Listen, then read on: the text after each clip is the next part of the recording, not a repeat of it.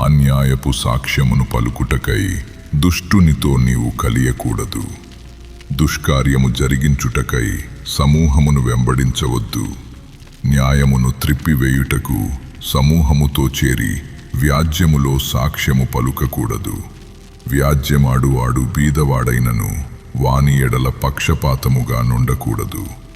నీ శత్రువుని ఎద్దైనను గాడిదైనను తప్పిపోవుచుండగా అది నీకు కనబడిన ఎడల అగత్యముగా దాని తోలుకుని వచ్చి వాని కప్పగింపవలెను.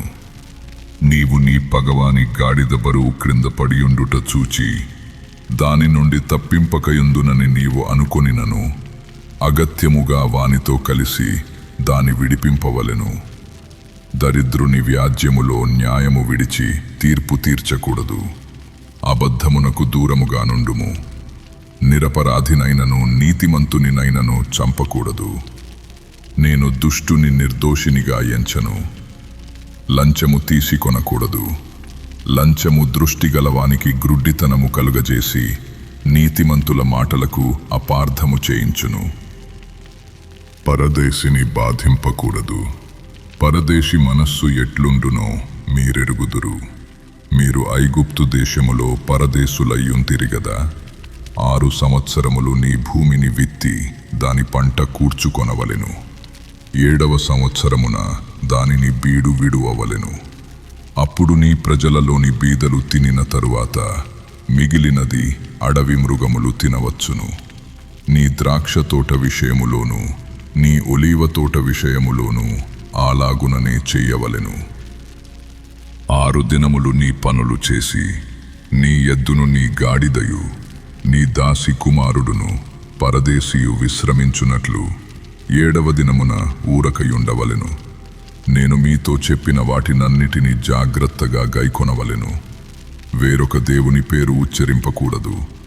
అది నీ నోట నుండి రానియ తగదు. సంవత్సరమునకు 3 మారులు నాకు పండుగ ఆచరింపవలెను. పులియని రొట్టెల పండుగ నాచరింపవలెను. నేను నీకాజ్ఞాపించినట్లు ఆబీబు నెలలో నీవు ఐగుప్తులో నుండి బయలుదేరి వచ్చితివి గనుక ఆ నెలలో నియామక కాలమందు 7 దినములు పులియని రొట్టెలను తినవలెను. నా సన్నిధిని ఎవడును వట్టి చేతులతో కనబడకూడదు. నీవు పొలములో విత్తిన నీ వ్యవసాయముల తొలి పంట యొక్క కోత పండుగను, పొలములో నుండి నీ వ్యవసాయ ఫలములను నీవు కూర్చుకొనిన తరువాత సంవత్సరాంతమందు ఫల సంగ్రహపు పండుగను ఆచరింపవలెను. సంవత్సరమునకు 3 మారులు పురుషులందరూ ప్రభువైన యెహోవా సన్నిధిని కనబడవలెను. నా బలుల రక్తమును పులిసిన ద్రవ్యముతో అర్పింపకూడదు. నా పండుగలో నర్పించిన క్రొవ్వు ఉదయము వరకు నిలువయుండకూడదు. నీ భూమి ప్రథమ ఫలములో మొదటి వాటిని దేవుడైన యెహోవా మందిరమునకు తేవలెను. మేకపిల్లను దాని తల్లిపాలతో ఉడకబెట్టకూడదు. ఇదిగో త్రోవలో నిన్ను కాపాడి నేను సిద్ధపరచిన చోటుకు నిన్ను రప్పించుటకు ఒక దూతను నీకు ముందుగా పంపుచున్నాను. ఆయన సన్నిధిని జాగ్రత్తగా నుండి ఆయన మాట వినవలెను. ఆయనకు కోపము రేపవద్దు. మీ అతిక్రమములను ఆయన పరిహరింపడు. నా నామము ఆయనకున్నది. అయితే నీవు ఆయన మాటను జాగ్రత్తగా విని నేను చెప్పినది యావత్తు చేసిన ఎడల నేను నీ శత్రువులకు శత్రువును, నీ విరోధులకు విరోధియునయ్యుందును. ఎట్లనగా నా దూత నీకు ముందుగా వెళ్ళుచు అమోరీయులు, హిత్తీయులు, పెరిజ్జీయులు, కనానీయులు, హివ్వీయులు, యెబూసీయులను వారున్న చోటుకు నిన్ను రప్పించును. నేను వారిని సంహరించెదను. వారి దేవతలకు సాగిలపడకూడదు, వాటిని పూజింపకూడదు. వారి క్రియల వంటి క్రియలు చేయక వారిని తప్పక నిర్మూలము చేసి వారి విగ్రహములను బొత్తిగా పగులగొట్టవలెను. నీ దేవుడైన యెహోవానే సేవింపవలెను. అప్పుడు ఆయన నీ ఆహారమును నీ పానమును దీవించును. నేను నీ మధ్య నుండి రోగము తొలగించెదను. కడుపు దిగబడునదియు గొడ్డుదియు నీ దేశములోను ఉండదు. నీ దినముల లెక్క సంపూర్తి చేసెదను. నన్ను బట్టి మనుష్యులు నీకు భయపడునట్లు చేసెదను.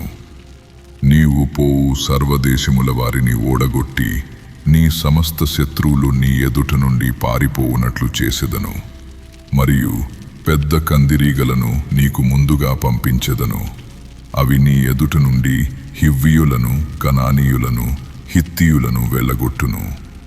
దేశము పాడై అడవి మృగములు నీకు విరోధముగా విస్తరింపకుండునట్లు వారిని 1 సంవత్సరములోనే నీ ఎదుట నుండి వెళ్ళగొట్టను.